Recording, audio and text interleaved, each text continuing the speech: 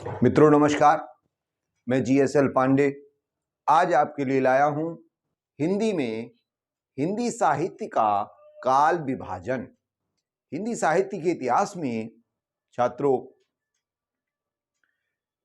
निश्चित रूप से प्रश्न पूछे जाते हैं, चाहे वो हाई स्कूल की परीक्षा हो या इंटरमीडिएट की परीक्षा हो या किसी भी नौकरी का टेस्ट हो अथवा DLED, BEd किसी भी कक्षा में हिंदी साहित्य का इतिहास यह जरूर पूछा जाता है। इसमें से कोई रचना पूछी जा सकती है, किसी कवि का नाम पूछा जा सकता है, काल विभाजन पूछा जा सकता है, विभाजन की समय पूछा जा सकता है। तो इसी में आज देखते हैं हिंदी साहित्य के इतिहास में काल विभाजन। काल विभाजन मित्रों, हिंदी साहित्य के इतिहास को 4 भागों में बांटा गया है। तो देखते हैं, पहला भाग है आदिकाल। आदिकाल वैसे तो 743 से 1343 के बीच माना कुछ विद्वानों ने, और कुछ विद्वानों ने 1050 से 1375 विक्रमी, इसमें मुख्यतः आचार्य रामचंद्र शुक्ल का जो काल विभाजन है वो 1050 से 1375 विक्रमी के बीच उन्होंने माना है। दूसरा आता है भक्तिकाल। भक्तिकाल 1375 से 1700 विक्रमी तक माना गया है। और तीसरा है रीतिकाल, और रीतिकाल का जो काल अवधि है वो 1700 से 1900 विक्रमी तक माना गया है। और चौथा आता है आधुनिक काल, जो कि 1900 विक्रमी से आज तक माना गया है। इस तरह से काल विभाजन 4 भागों में हुआ है। आइए देखते हैं आदिकाल। आदिकाल में सबसे पहले सिद्ध साहित्यकार आए।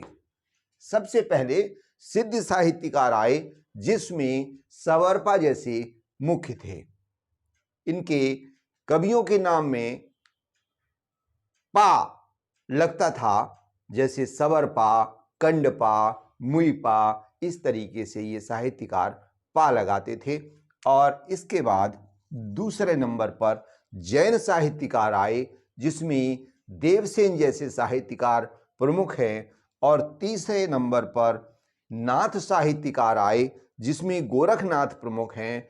और उसके बाद रासो साहित्यकार आए, जिसमें जगनिक जैसे कवि मुख्य हैं, जिन्होंने कि आलखंड लिखा है। इसके लिए एक उक्ति मैंने निर्मित की है, जो कि इनका समय जो है ना क्रमिक है। माने पहले सिद्ध साहित्यकार आए, उसके बाद जैन साहित्यकार आए, उसके बाद नाथ साहित्यकार आए और रासो साहित्यकार आए। इसी क्रम से वो उनकी उदय हुआ है।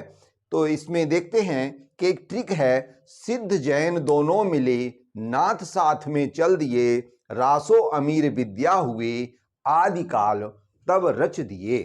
इसमें रासो के बाद अमीर खुसरो हुए जैसे विद्यापति हुए, और इस तरह से सभी साहित्यकारों ने मिलकर के आदिकाल रच डाला।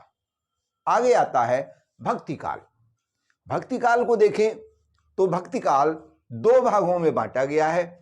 एक है निर्गुण काव्यधारा और दूसरा है सगुण काव्यधारा। इस भक्तिकाल को हम 2 भागों में बांट सकते हैं। पहला निर्गुण काव्यधारा और दूसरा है सगुण काव्यधारा। निर्गुण काव्यधारा को पुनः 2 भागों में बांट दिया गया। एक है इसमें ज्ञान मार्गी शाखा और दूसरा हो गया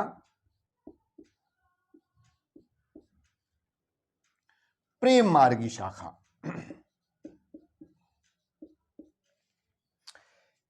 ज्ञान मार्गी शाखा में कबीरदास जैसे साहित्यकार हुए, उनका ग्रंथ बीजक बहुत प्रसिद्ध है।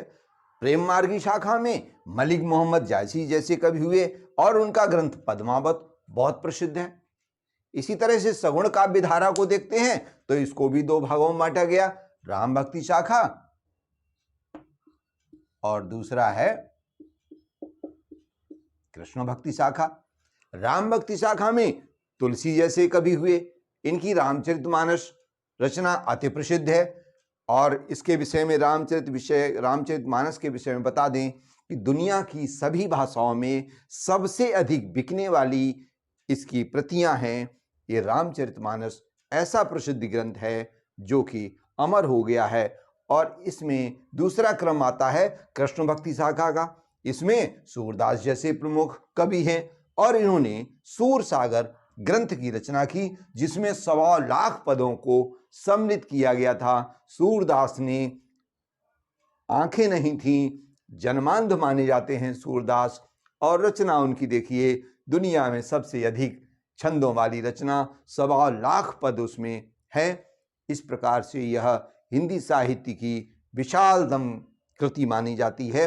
मित्रों, आज का काल विभाजन हम यहीं समाप्त करते हैं। कल 2 खंड रीतिकाल और आधुनिक काल के विषय में कल कुछ विस्तार से चर्चा करेंगे। तब तक के लिए यहीं विराम देते हैं। कल पुनः उपस्थित होंगे। जय हिंद।